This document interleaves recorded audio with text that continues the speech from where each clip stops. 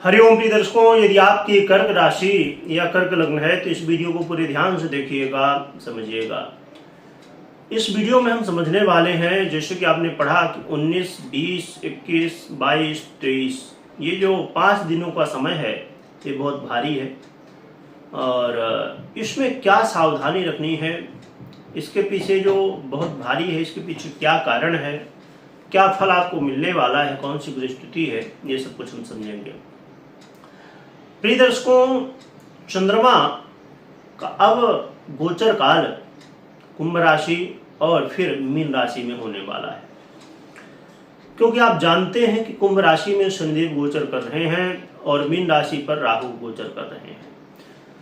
तो यहाँ पर 20 योग का निर्माण बनेगा 19 तारीख, 20 तारीख और 21 तारीख को शाम तक, और फिर शाम के बाद जैसे ही मीन राशि में चंद्रमा जाएंगे वैसे ही ग्रहण योग का निर्माण हो जाएगा। तो ये योग आपके जीवन में क्या प्रभाव, कौन से क्षेत्र में क्या आपको फल देंगे, कैसे आपको बचना है इनसे, ये सब कुछ हम समझेंगे।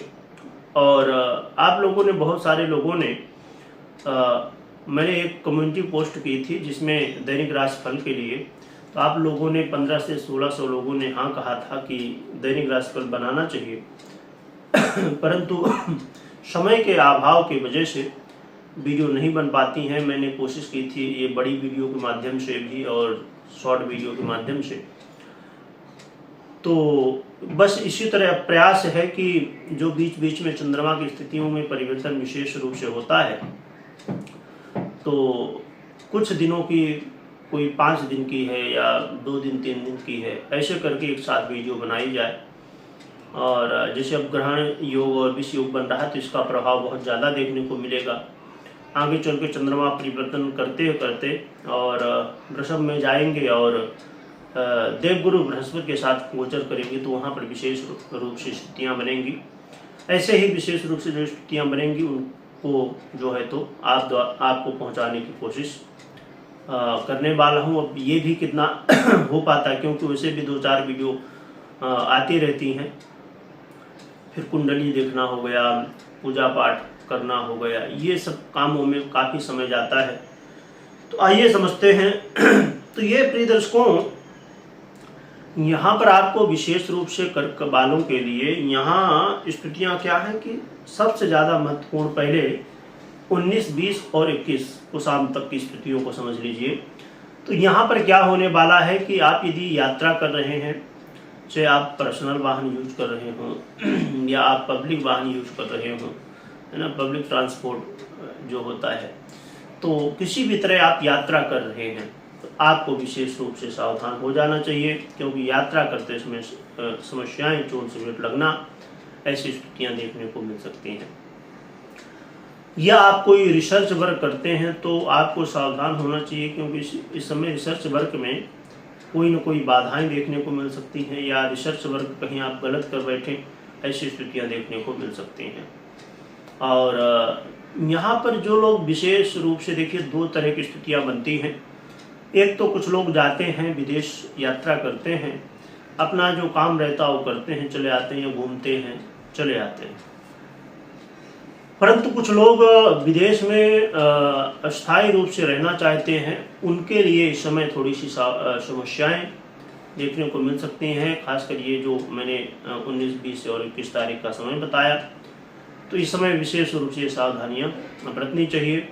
यदि आप सेटलमेंट की सोच रहे हैं, परमानेंट, थोड़ा या तो इधर 2-3 दिन रुक जाइए और फिर आगे देखिए, क्योंकि ये 5 दिन जो हैं विशेष रूप से समस्याएं उत्पन्न कर रहे हैं। और यहाँ पर घर परिवार में भी थोड़ा कलह का माहौल बनना, और आपके जीवन में इसमें संभवतः आपको जो निर्णय लेना है, आपको कोई नया काम शुरू करना है, तो बहुत ज़्यादा सावधानी के साथ, क्योंकि इस समय संभवतः आप गलत निर्णय ले सकते हैं, गलत अब समझिए कि कोई शुरुआत ही करने जा रहे हैं और वो गलत हो गया, तो फिर यहाँ पर बाधाएं बहुत ज़्यादा हो जाती हैं, बहुत ज़्यादा समस्याएं देखने को मिल जाती हैं। तो आपको निर्णय लेते समय या किसी को कुछ कहते समय, अपने वाणी का प्रयोग करते समय विशेष रूप से सावधान रहना होगा। और फिर देखा जाए तो यहाँ पर गोचर बदलेगा, राहु के साथ जाएंगे चंद्रमा और राहु यहाँ पर ग्रहण योग बनाएंगे। तो आपको फिर यहाँ पर सबसे जरूरी होगा कर्मवादी बनने की आवश्यकता होगी।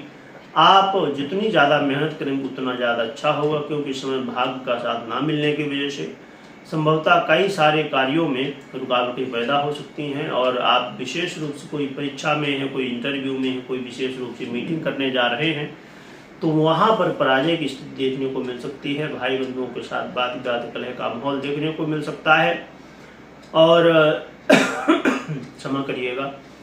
और साथ में यहाँ पर जो लोग खेल कूद के क्षेत्र में हैं उनको भी थोड़ी सी उतार चढ़ाव स्थिति देखने को मिल सकती है।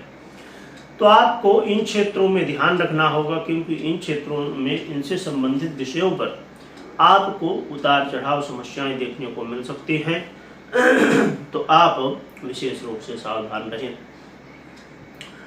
अब यहाँ पर उपाय क्या करना चाहिए ये भी समझ लीजिए। तो उपाय के रूप में भगवान भोलेनाथ की आराधना सर्वश्रेष्ठ रहेगी। तो भगवान भोलेनाथ की खूब आराधना करिए, और ओम नमः शिवाय का जप कर सकते हैं। विशेष रूप से शिव जी को अभिषेक बड़ा प्रिय होता है तो अभिषेक कर सकते हैं। तो इससे भगवान भोलेनाथ की कृपा प्राप्त होगी। और चंद्रमा, राहु और शनि के लिए ये विशेष रूप से उपाय होता है। और कमेंट में हाँ या ना जो भी आपको लगे तो ये सीरीज के विषय में बता सकते हैं। हमारा प्रयास होगा कि ये सीरीज जारी रखा जाए, पर संभव वही है कि इस समय का क्या कैसी स्थितियाँ रहेंगी और आप लोगों का क्या सजेशन रहेगा, उसके आधार पर आगे हम बढ़ेंगे।